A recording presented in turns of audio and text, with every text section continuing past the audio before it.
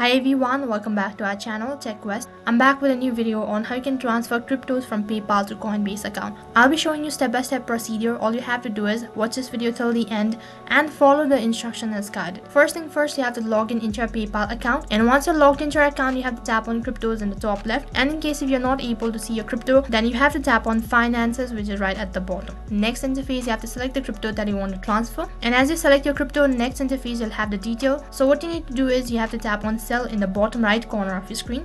So you have to tap on transfer icon located in the bottom right corner of your screen, and as you tap on it, there's a drop down menu. So from there you have to tap on send, and right on this page you have to enter in the wallet address of the recipient since we want to transfer it to Coinbase account.